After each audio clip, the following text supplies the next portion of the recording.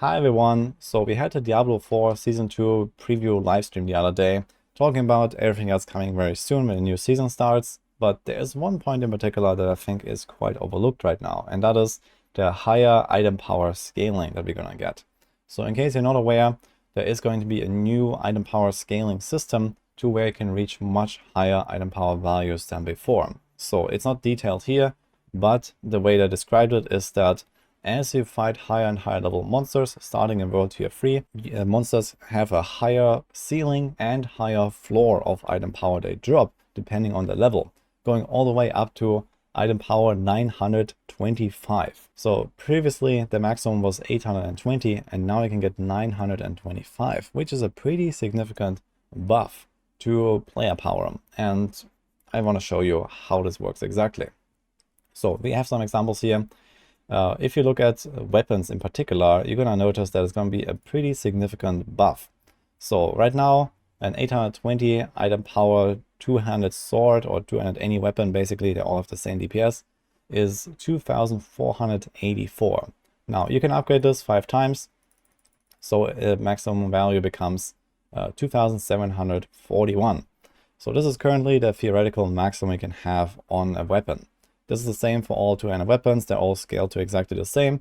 And it also works exactly similarly for one-handed weapons plus offhand, for example. They all kind of add up to exactly the same value. What you need to know is that the damage per second scales with roughly 2% per 5 item power. So we're going to have 21 steps of 2% growth exponentially. And that is actually quite a lot. So if you do the math here, we take 2741. And then we multiply this by 1.02, so plus 2%, and do this 21 times. So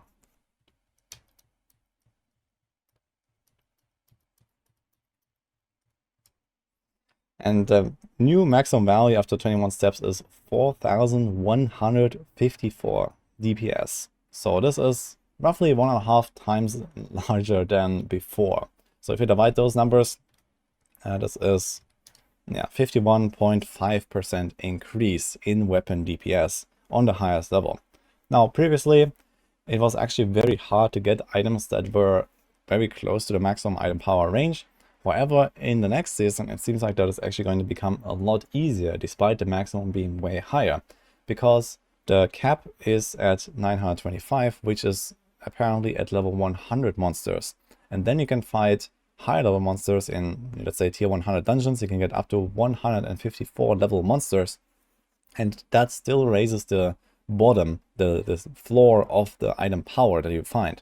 So you're basically closing the gap, and now you don't find items that are anywhere between like 680 to 820 with like a 140 item power range or so, but instead it's gonna be maximum 925 and minimum maybe something like 850 or something. So maybe a range of 75 or only a range of 50 or something like that. I don't know exactly the number.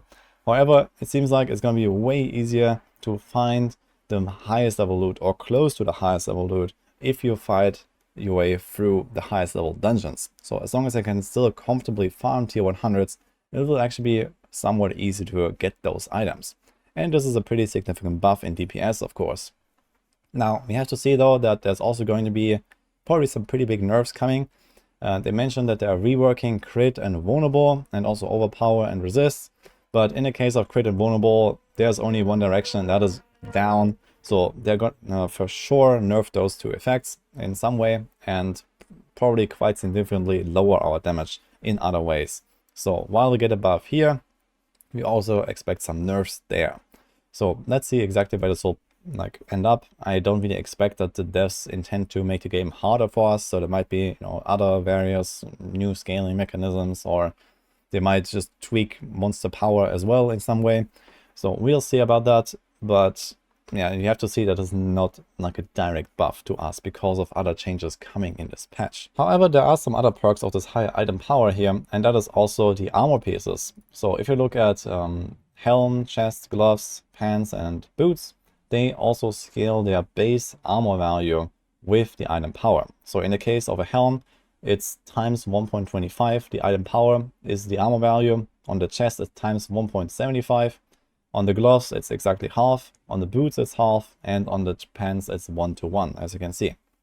So this means we can actually add up all these numbers here. And so if we add plus 100 item power on each of them, this means 125 for the helm, 175 for the chest, and then 50 for the gloves, for the boots, and 100 for the pants. So we are going to get 500 extra armor. And that is actually a pretty significant value. So especially if you combine those with stuff like disobedience and maybe some percent armor rolls, this can easily become, you know, another 40% more than that or so. So in most builds, you're probably going to have something like, yeah, 500, 600, 700, even 800% extra armor next patch. And armor is a pretty significant defensive tool. Now that might also change a little bit because of the resistance reworks. I imagine there's going to be some tweaks here. However, I expect armor is going to remain significantly strong, so that you want to stack that, especially with this new system of trying to find high item power loot. There are also some other implications of this new system, which is that there's also a few stats on your items that can actually roll higher with higher item power. So while most affixes remain the same after item power 725, and we don't expect there's going to be like a new tier of stats, but as you can see here, there's like these item power ranges, and then the last breakpoint is 725 right now. But some stats still scale higher, which is the flat value effects like maximum life and thorns. So if you see this here on the chest, if I reduce the item power a little bit, it will go down. And if you go further down, here are the jumps. Basically every 10 item power, I believe, there are those jumps. And this might just continue all the way up to 925 as well, potentially giving you like a similar around 50% raise or so on these stats. I'm not sure exactly how's the growth on these stats, but it could definitely happen that we're gonna see chest pieces with like 2000 maximum life or something like that.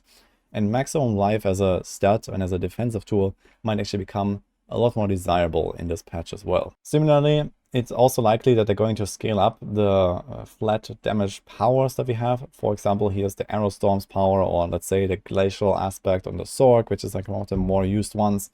There are some of those legendary powers that also scale with item power exactly in the same way, and those are also going to increase. And I think that it won't really change much of the balance between, you know, using a weapon to deal damage or using a legendary power to deal damage, because these legendary powers don't actually scale with your weapon damage at all, besides the stats. It's just like a stat stick, basically, if you care about this power's damage. But I imagine it's gonna end up somewhere in like a similar range, so that there's not really a shift between the relative values of, you know, weapon damage being better than these legendary powers or not. I guess that's gonna stay somewhere just in the same range, so it should all grow kind of equally. However, they did mention that they are going to add new Paragon glyphs, and I think that's like a really fitting, like, you know, vacant spot basically would be to add glyphs that also go in the direction of these kind of procs here. So let's see. There's one last question mark with this whole item power scaling system, which are jewelry pieces. So right now the way this works is that you get all res on your amulet and then 2 individual resistances on your rings. So those are random. And that might change a little bit with the resistance rework, so they might tweak those values, or they might change how the system works a little bit. However, there's like this one weird, I don't know, feature that the implicit just stops scaling at some point. So you see here, this is like a fully upgraded ring, this is a non-upgraded ring. So it has 25 and 25, and it caps out for some reason at 781 item power. And going higher than that doesn't really do anything. Besides the upgrades, they give you the plus 50% roughly. And it's the same thing here with the amulet. So it also caps out at 781, and then you can upgrade it and you get a bit more out of it. So I wonder if that is actually going to be some kind of like chase for higher item power loot, or just gonna leave it as it is and you don't really care much about high level jewelry, but you care a lot about your weapon, and then you care somewhat about your armor. However, we'll have to wait and see. The bottom line is we're gonna get quite a lot stronger from higher item power loot coming in Season 2. However, I also expect there's gonna be some, you know, down trends with DPS, especially from those crit and vuln reworks, which almost every build uses right now.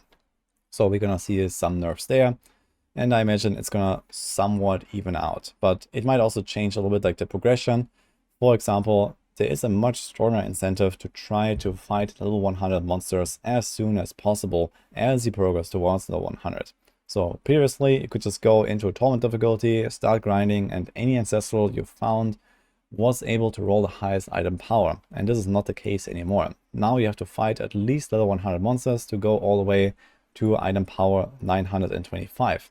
And this means that even if you are still quite low level and you are really strong, you might want to go to at least tier 46 Nightmare Dungeons so you can fight level 100 monsters, because monsters are always plus 54 level of the sigil you're running.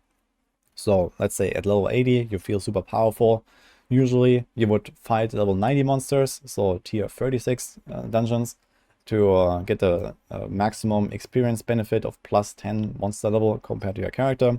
However, if it really doesn't slow you down, there might be a really good argument to go and fight level 100 monsters instead, and just do that all the way until you can comfortably farm higher levels and then close this gap between the maximum and the minimum item power. Because as you go higher after fighting level 100 monsters, let's say you're doing 120, 130, etc., you lower the gap between the minimum and the maximum, making it much easier to actually get those maximum power items or near maximum power items.